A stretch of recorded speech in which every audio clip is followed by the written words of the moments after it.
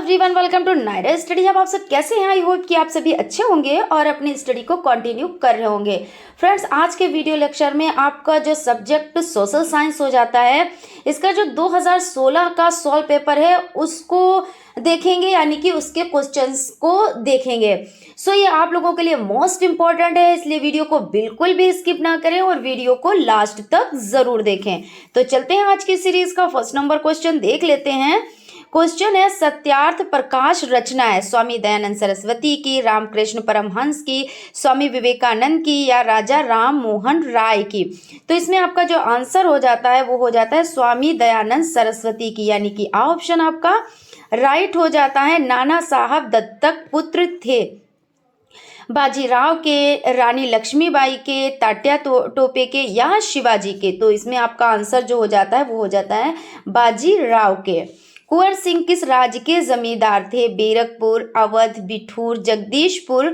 तो इसमें आपका आंसर हो जाता है द ऑप्शन, यानी कि जगदीशपुर।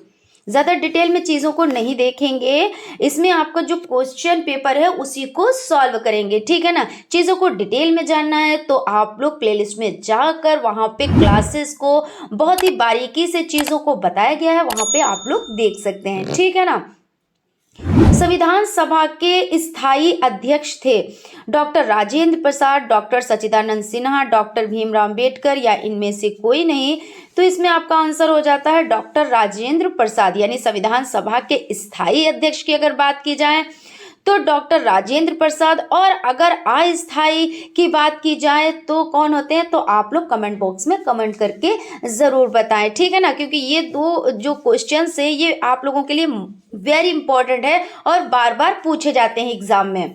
हिंदुस्तान सामाजिक स्वाधीनता संगठन यानी हिंदुस्तान रिपब्लिक एसोसिएशन का गठन किया गया चंद्रशेखर आजाद द्वारा, रामप्रसाद बिस्मिल द्वारा, भगत सिंह द्वारा, राजगुरु द्वारा। तो इसमें बा ऑप्शन राइट हो जाता है रामप्रसाद बिस्मिल द्वारा।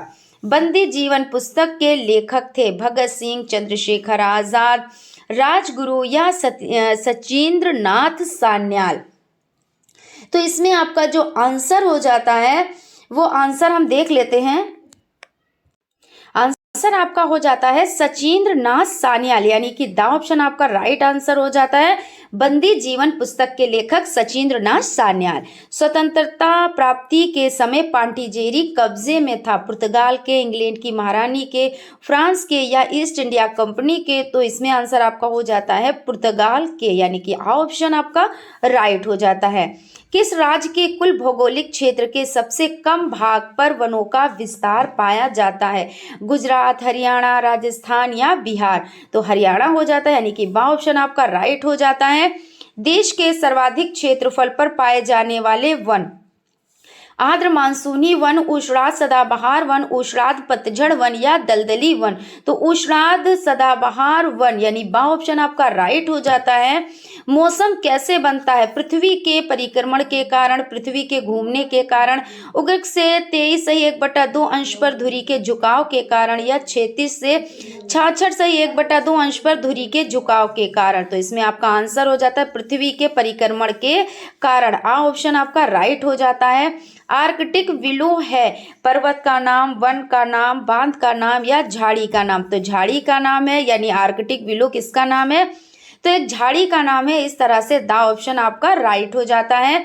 सीसी का नाम है एक प्रकार के मच्छर का, एक प्रकार की मछली का, एक प्रकार की मक्खी का या एक प्रकार के कुत्ते का। तो एक प्रकार की मक्खी का, ठीक है ना।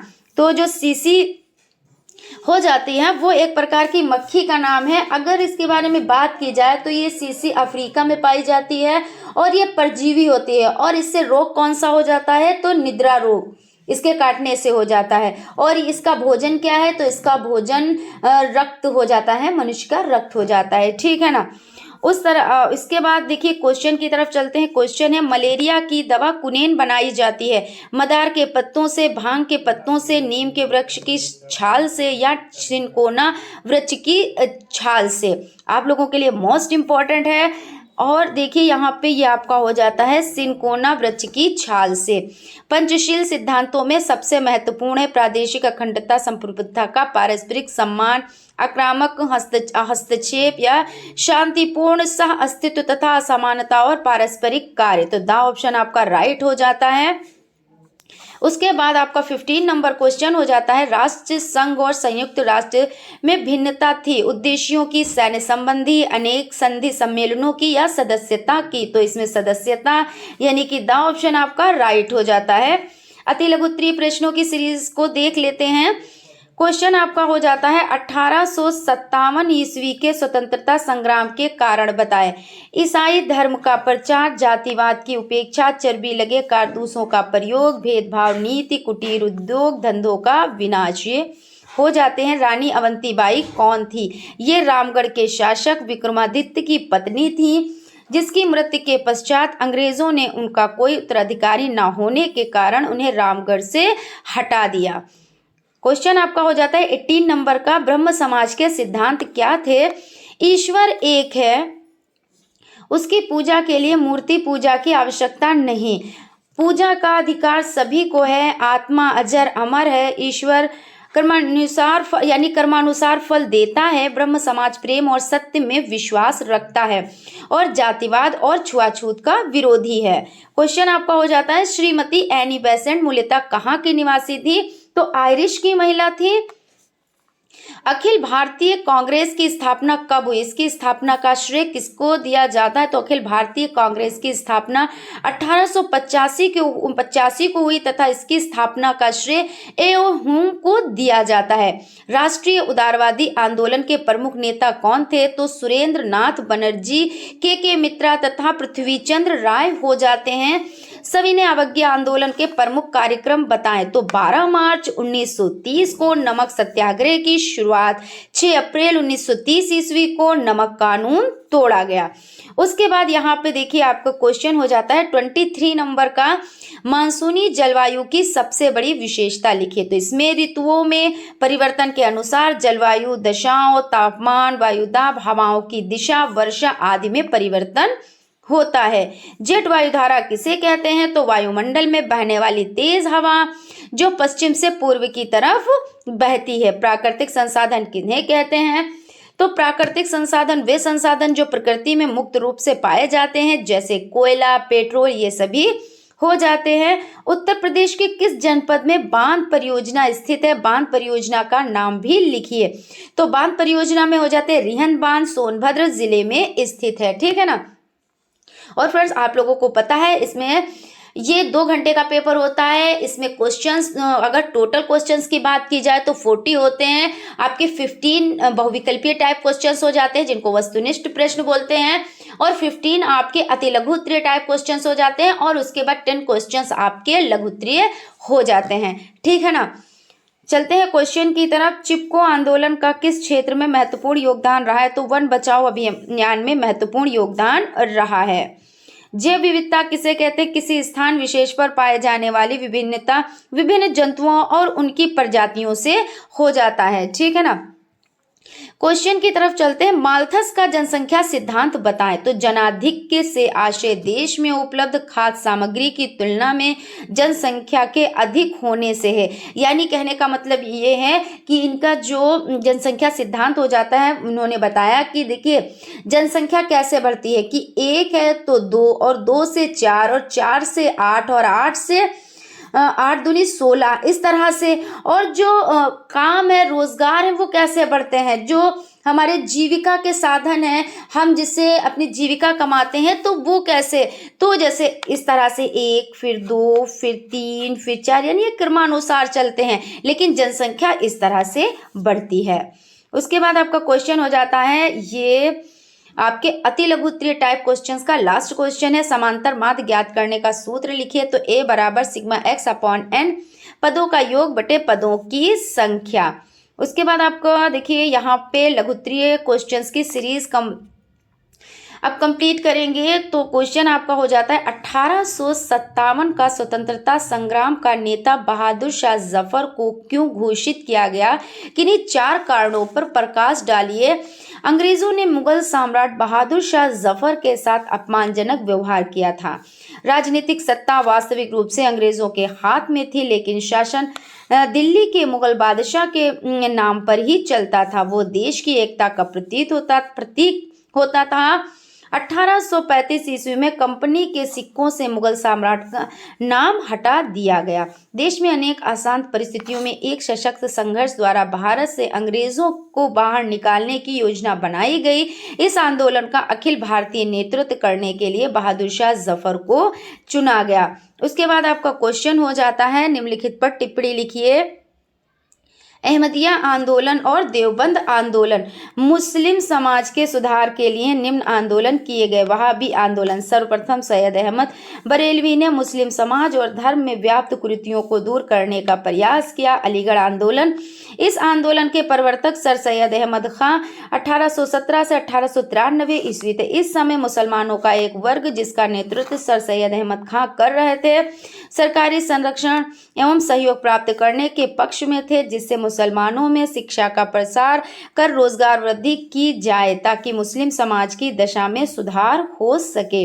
देवबंद आंदोलन। 1857 ईस्वी में स्वतंत्रता आंदोलन के बाद देवबंद मुस्लिम आंदोलन का केंद्र रहा। इस आंदोलन के 2 उद्देश्य थे, कुरान तथा हदीस की शिक्षाओं का प्रसार करना तथा विदेशी शासकों के विरुद्ध जिहाद की भावना बनाए रखना। अहमदिया आंदोलन। सन 1889 ईस्वी में मिर्जा गुलाम अहमद 1838 से 1908 ईस्वी में आंदोलन की शुरुआत की। वे प्रदा प्रथा, बहुविवाह तथा तलाक के समर्थक थे। इसकी पुस्तक का नाम बराहीन अहमदिया है।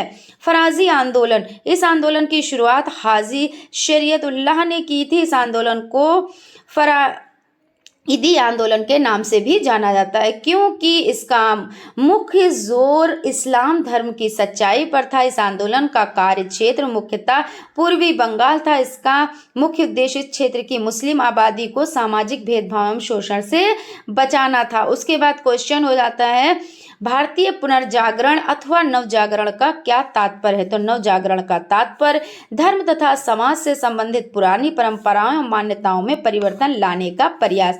भारत में नवजागरण या पुनर्जागरण अंग्रेजी राज्य के अंतर्गत भारत को गतिहीन, निष्प्राण, गरीब तथा गिरते हुए समाज के रूप में देखा जा रहा था। ऐसे में राजा राम मोहन राय एवं सर सैयद अहमद खान ने धर्म एवं समाज सुधार हेतु कदम बढ़ाया। इसके साथ ही आर्य समाज, रामकृष्ण मिशन व देवबंद आंदोलन भी धर्म व समाज सुधार से ही संबंधित थे। भारत में लगभग सभी सामाजिक कुरीतियां धार्मिक मान्यताओं पर आधारित थी, इसलिए धर्म को सुधारे बिना समाज सुधार संभव नहीं था।